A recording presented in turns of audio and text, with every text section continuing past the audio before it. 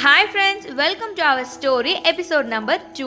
நீங்கள் இன்றைக்கி தான் இந்த ஸ்டோரியை ஃபர்ஸ்ட் டைம் பார்க்குறீங்க அப்படின்னா எபிசோட் நம்பர் 1 லிங்க் டிஸ்கிரிப்ஷனில் மென்ஷன் பண்ணியிருக்கிறோம், மறக்காமல் பாருங்கள். நேற்றுக்கு எபிசோடில் கண்ணனை தேடி அவங்க அம்மா மலையில் நனைஞ்சிட்டே போனாங்க. இன்னைக்கு கண்ணனை பார்த்தாங்களா? வாங்க பார்க்கலாம். தன் மகனை தேடி ஓடிச் சென்றாள் தாய்.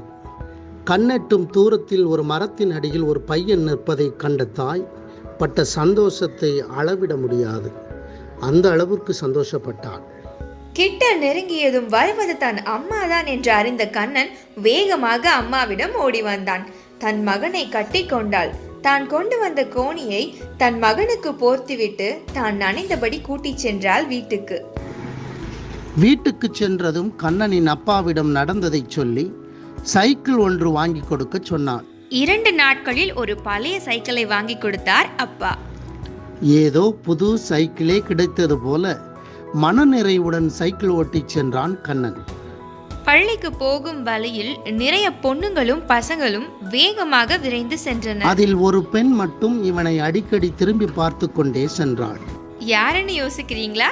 இவள்தான் இந்த கதையின் நாயகி. 5 அடி உயரமும் ஐயமில்லாத திமிரும் அன்பாக பேசும் அழகி, அழகாக வாழும் பேரழகி. இரட்டை ஜடையோடு சண்டை போடும் குட்டி தொங்கட்டான். இறுக்கி இரட்டை ஜடையுடன் கூந்தலை கட்டிவிட்டாலும் அந்த ஒற்றை முடி மட்டும் இந்த உலகுக்கு தினம் 1000 கவிதை சொல்லும் அழகுக்கு உறவாக போவது யாரோ? தினமும் நடந்து வருபவன் இன்று சைக்கிளில் வருகிறான். முகத்தில் குறையாத சந்தோஷத்தில். வேறு யாருடையது சைக்கிளாக இருக்குமோ என்று எண்ணினாள். இவன் பாவம், தினம் நடந்தே பள்ளிக்கு போயிட்டு வர்றானே என்று வருத்தப்பட்டே போவாள். அதனால் தான் என்னவோ இன்றைக்கு அவனை சைக்கிளில் பார்க்கும்போது சந்தோஷமாக இருந்தது. ஆனால் அந்த பெண்ணை கண்ணன் கண்டுகொள்ளவே இல்லை. அந்த பெண்ணை கடந்து சென்றான். பக்கத்து ஊர் பெண் அல்லவா, அதனால் யாரிடமும் இவன் பேச மாட்டான். ஒரே கிளாஸ் என்று அன்றுதான் அவனுக்கு தெரியும்.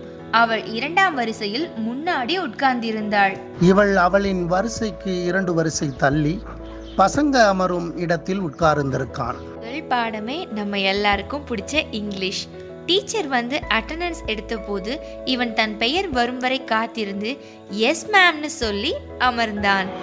அன்றைய ஸ்கூல் முடிந்ததும் எல்லோரும் வேக வேகமாக ஊருக்கு சென்றனர். இவனின் ஊர் செல்லும் வழியில்தான் அந்த பெண்ணின் ஊர் இருக்கிறது. அந்த பெண் வீடு வழியாகத்தான் கடந்து செல்ல வேண்டும். அடுத்த நாள் காலை அதே சைக்கிள் இவன் ஓட்டி வந்தான். அப்பொழுதுதான் இவனுடைய சைக்கிள் என்று எண்ணினாள். சரி, அவனிடம் பேசலாம் என்று எண்ணி அவன் முன்னே செல்லும் பொழுது அவன் அருகில் ஓட்டி சென்றான். அதற்குள் அவன் கூட வந்தவர்கள் எல்லாம் சைக்கிளை வேகமாக ஓட்ட இவனும் வேகமாக ஓட்டிச் சென்றான். சிறிது தூரம்தான் சென்றான். அதற்குள் செயின் கலண்டு விழுந்தது.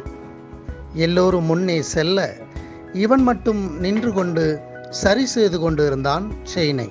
இன்னே வந்தவள் இவன் பக்கமாக வந்து, என்னங்க சார், சைக்கிள் எல்லாம் புதுசா இருக்கே என்று கூற முதலாக ஒரு பெண் தன்னிடம் பேசும் பொழுது கை கால்களோடவில்லை கண்ணனுக்கு. வேகமாக சைக்கிளை சரி செய்துவிட்டு வேகமாக சென்றான்.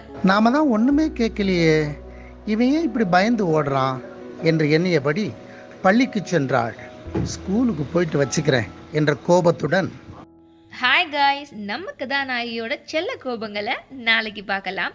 இன்னைக்கு எபிசோட் எப்படி இருந்ததுன்னு மறக்காம கமெண்ட் பண்ணுங்க.